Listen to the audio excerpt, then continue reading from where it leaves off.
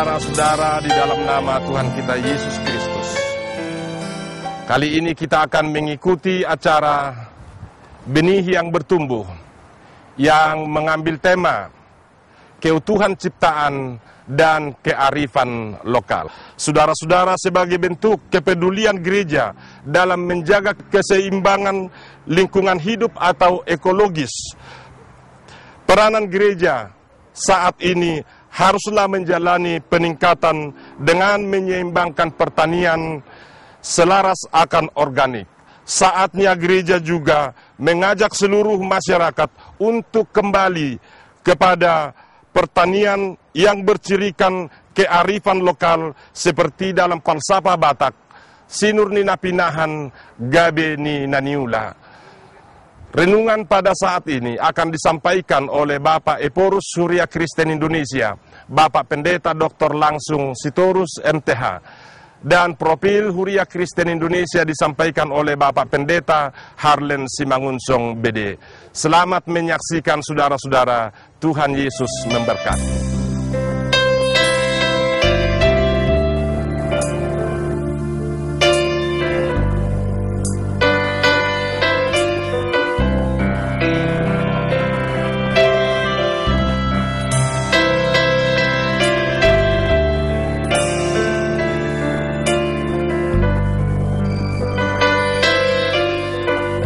Saudara-saudara yang terkasih di seluruh tanah air, saya mau menjelaskan sedikit sejarah Gereja HKI.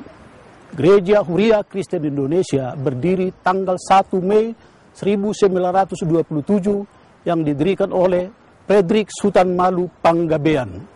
Bapak Sutan Malu Panggabean berpegang teguh kepada firman Tuhan yang tertulis dalam Yakobus 1 ayat 27 yang berkata, "Hendaklah kamu menjadi pelaku-pelaku firman Tuhan, bukan hanya pendengar saja." Sejarah berdirinya Gereja HKI adalah sangat unik karena didirikan bukan oleh pendeta, tetapi awam yang menginginkan pemerintah Indonesia merdeka dan juga gereja tidak didominasi oleh pendeta-pendeta dari Jerman. Karena pemisahan ini juga gereja HCB yang menjadi HKI mengalami persoalan-persoalan baik dari pemerintah Belanda maupun dari RMG sendiri. Namun demikian gereja HKI tetap berkembang karena memang kuasa Rohul Kudus yang menguasainya. Gereja HKI juga sangat berkembang hingga sekarang dengan pelayanannya. Sekarang gereja HKI telah tersebar di seluruh Indonesia, memiliki 750 gereja, lebih kurang 335.000 warga jemaat yang dilayani oleh 160 pendeta, 560 guru jemaat, lebih dari 700 gereja tersebar di seluruh Indonesia. Inilah gereja HKI dengan pelayanannya, dan sekarang juga telah membuka perkebunan kelapa sawit sebagai alat pelayanan seluas 365 hektar. Ini supaya ada menunjang pelayanan di gereja HKI ke depan. Dan inilah sekilas tentang gereja HKI dengan pelayanannya di seluruh Indonesia ini. Terima kasih kepada pemirsa yang saya kasihi.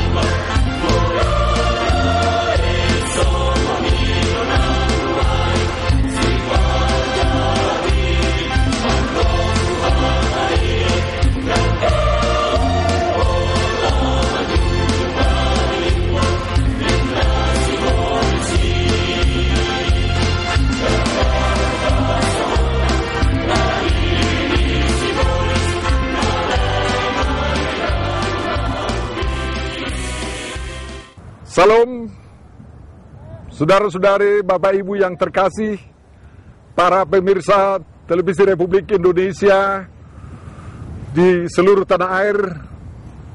Puji syukur kita dapat bertemu pada kesempatan ini untuk merenungkan sejenak firman Tuhan sehubungan dengan tema kita, keutuhan ciptaan dan kearifan lokal.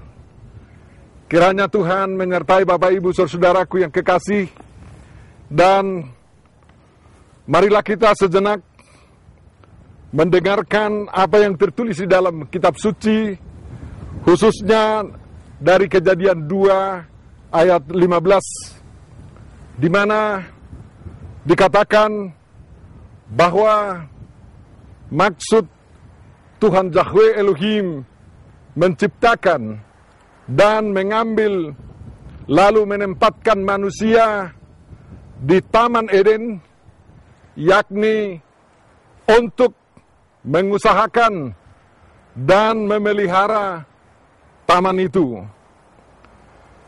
Taman itu yang juga dapat dipahami sebagai tempat manusia bersama segala ciptaan lainnya berada. Sungguh merupakan hasil karya Tuhan yang dinilai sungguh sangat baik. Tov meot dalam bahasa Ibrani. Berkat Tuhan kepada manusia yang mengatakan, beranak cuculah, penuhilah bumi, dan taklukkanlah itu, berkuasalah atas ikan-ikan, burung-burung, dan segala binatang, sebagaimana dikatakan dalam Kejadian 1 ayat 28, harus kita pahami dalam rangka mengusahakan dan memelihara taman itu. Sebutan untuk mengusahakan dalam bahasa Ibrani dikatakan le aboda, yang berasal dari kata abad, kata bendanya ebed, hamba, dalam rangka mengolah dan mengerjakan bumi. Manusia harus melakukannya dengan berfungsi sebagai hamba Yahweh, sebagai ebed Yahweh. Kata untuk memelihara dalam bahasa Ibrani dikatakan le samrah, yang berasal dari kata samar, yang artinya memelihara, menjaga agar sesuatu itu semakin lebih baik dalam rangka melakukan tugas dan tanggung jawabnya di bumi. Manusia harus bertindak sebagai pemelihara, bukan perusak, bukan membuat bumi semakin jelek, melainkan harus semakin baik. Dari keadaan bumi yang sungguh amat baik, harus meningkat menjadi bumi yang sungguh sangat baik. Itulah tanggung jawab kita bersama. Kalau kita ditempatkan oleh Tuhan di Taman Eden, yang itulah bumi kita, untuk memelihara dan mengusahakannya, sehingga setiap dari kita mempunyai tugas untuk membuat lebih baik lingkungan kita, kehidupan kita, dan segala sesuatu yang ada di sekitar kita. Saudara-saudara, lihatlah Taman Eden di sekitarmu.